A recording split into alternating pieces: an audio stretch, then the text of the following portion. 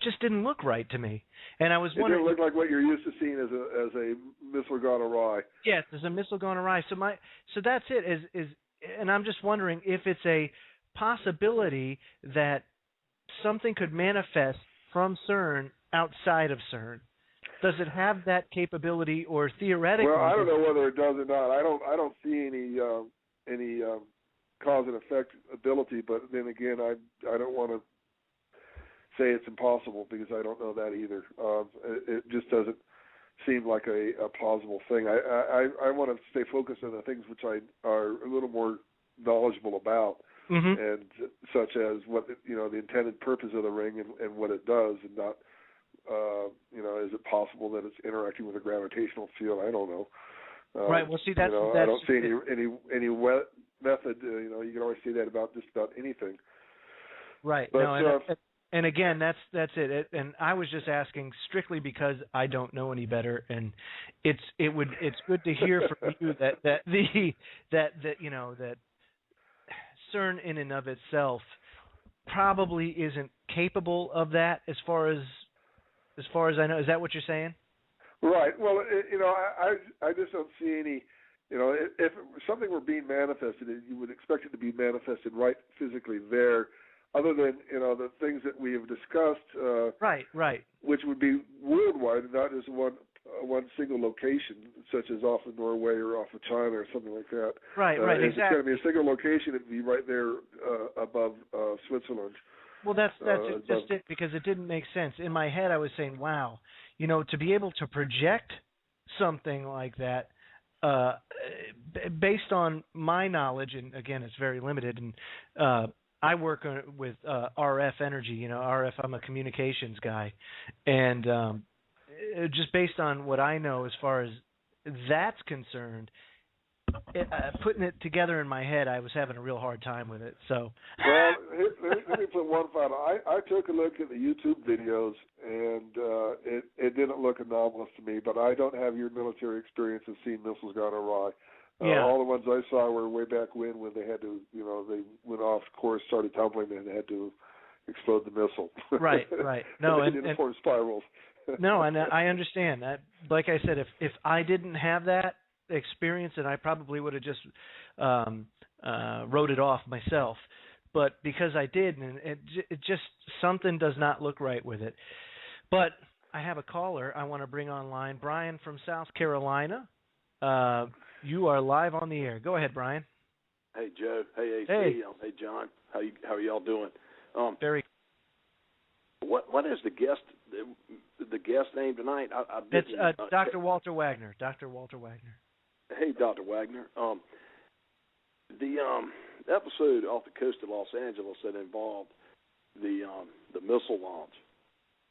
There's a YouTube out today that was put out by Carl Gallups. And it's interesting.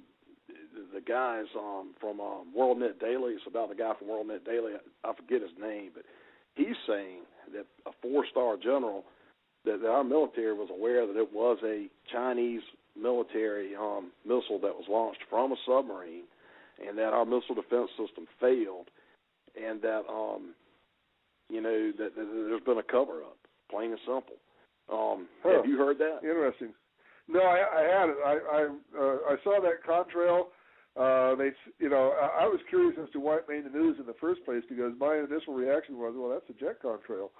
But apparently, I only saw a newspaper clipping of it. I didn't really see anything great detail. But apparently, it was anomalous enough to have made the news somehow, and then to have had, a couple days later, oh, well, we've now got the explanation, it's just a jet contrail. And that seemed like, well, why did it make it in the news in the first place if it didn't look like that?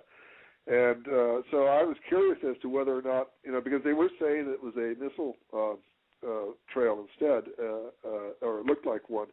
And so that's interesting that there's a possibility that maybe it still was a missile trail, and that this is just sort of, which would look very similar to a jet contrail. Right. I don't know. I don't have enough information. I would like to hear more about that. If in fact it was a secret missile launch. And again, here's where life experience comes in, and right. I've seen them before. That was a missile. That was most certainly not a jet contrail, and I'll tell you why. Because of the trajectory. It was a trajectory that was comparable to a ballistic missile launch, and that's as far as I'll go with that. Because again, I've been out there on the ocean when playing screen for when subs were doing their test firing, or when we've launched tomahawks or harpoons or you name it. And the fact of the matter is when a jet takes off, and you could take a look at footage as far as that's concerned, you're not going to get a large trail or puff of white smoke of water or water vapor or whatever at the altitude of what you're seeing. And that's the problem, is even if you take it up that high and you take a look at, you can go on any website. There's websites out there that you can actually, at the height and temperature, you can calculate just how big the contrail will be and what its dissipation rate is. And that right there in and of itself, it was a classic what we did to the Soviet Union back when we were playing games with them. And now we just have a new friend to play with, and that's China. And it doesn't surprise me one bit. And when I saw that, I'm like, oh boy, here we go again, which is why I was speaking about, it possibly being this second generation Cold War for sure. Because here we are, and John King, adjust your audio. You're really drowning out. You're really drowning stuff out here. Here we are, and we're having the same games we played on the Russians played on us. Well, are y'all aware that could be like the second time that something like this has happened? Because 2007, we were doing a Navy military exercise in the Pacific Ocean, and a Chinese sub made a guest appearance. They just popped up right in the middle of it. It's in international waters. There wasn't nothing we could do, but it's almost like they're throwing a few across our chin or across the bow to let us know that, hey, this is what we can do, and you can't stop us. And the other thing too, sorry about interrupting you, Brian, but I want to say this too. The other thing too is, if you take a look in publications such as Jane's Fighting Ships or anything like that, you'll see that the Chinese only achieved ballistic missile capability in the last 10 years, and a delivery vehicle like a nuclear submarine in the last 5.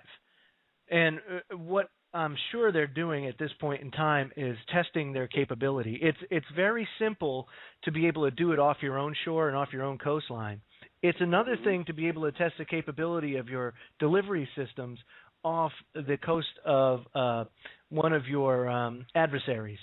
And that's another kind of line of thought that I'm taking as far as from my military side, is that what better way to test it out than to do it this way. And to be quite honest with you, the United States has to deny that it happened, or that they have to have deniability, because how in the hell did a sub get this close to us, surface, and launch?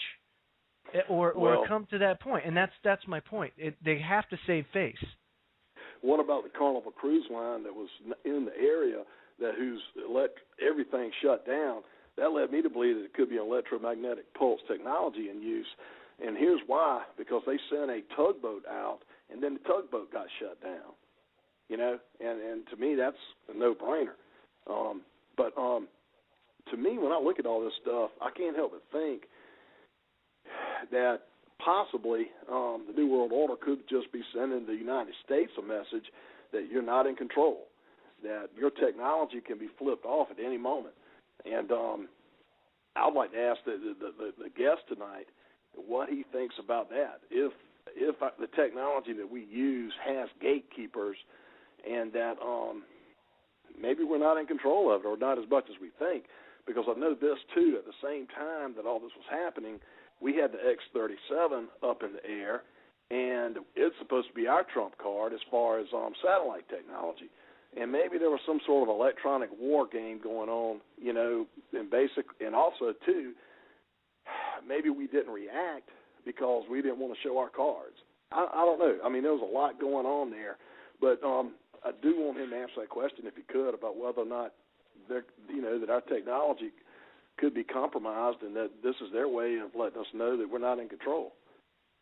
Well, that's definitely, I would consider that to be a possibility, and I think it's also very plausible that there would be a military denial as a cover-up for security purposes to, right.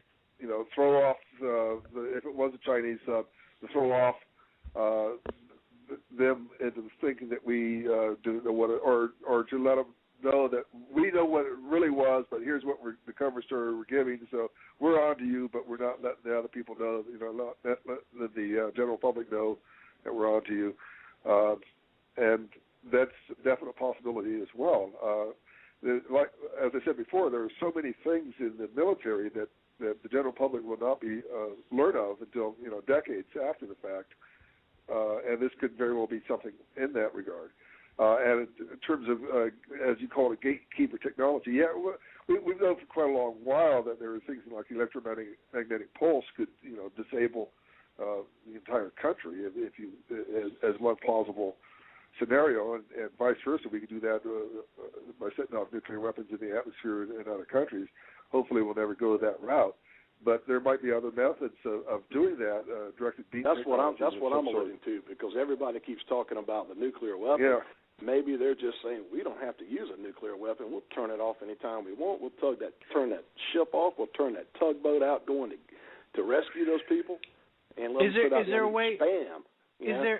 Do you know of any technology, Doc, that has the power behind it in order to generate an EMP without setting off a nuclear blast? No, that's it. I don't know of any way to do that to directed beam. It would be a tremendous amount of energy. In terms of that cruise ship, it's my understanding that was just an accident, a fire on the engine room, and a casing that exploded or broke, and oil dripped down and caught on fire and disabled the engine. So that wasn't disabled by any non-conventional means. That was just a simple accident. And I didn't hear about the tug going out there getting disabled, but that would only be one disabling, not two. If it were two, I would start, by suspicious means that might raise the suspicion on my part. But having only one, it doesn't. But it's not to say that there isn't something out there. I don't know of it. Well, the first. I know that we're actively working on things. The chemical laser is one that the military has been doing for quite some time, and it's my understanding it works fairly well. I'm not certain how well deployed it has been, but that's air-based. Load up a aircraft with all these chemicals for your chemical laser for shooting down missiles, and that works fairly well. And you can do it as ground-based too. I think that's still being developed, and that's a weapons beam-oriented technology, but it's laser, not a electromagnetic pulse. Electric pulse from magnetic pulse, anyway. Right, and again, like a lot of people say, well, could it be a scalar weapon? And scalar, just to give you a background on that, and again, I'm no scientist. I have no idea what I'm talking about, but I can give you some sort of basis. And basically, the equation to that is E equals TC squared instead of E equals MC squared, whereas you're pulling energy directly from space-time. And the theory behind it, as far as I can tell, and Griff, I hope I'm not nuking the crap out of this thing, is that energy surrounds us. Energy is going through us. It's always here. It's everywhere. There's energy in a vacuum. Everywhere there's energy. And the ability to capture that energy is what is the basis or foundation of the scalar weapon and what Tesla was working on when he was pursuing that. Am I right, Griff? Is that a good description? Right. That's right. And you can do different things with that energy. You can use it for good or you can use it for bad. But some years ago, Alaskan Airlines were having major problems with their planes flying down the coast of Florida. All different things was happening to their electrical systems. I suspect that. And I might mention in Florida there were 6 or 8 power plants that went down a couple of years ago, one right after another. Electrical overloads. You can overload the lines. You can affect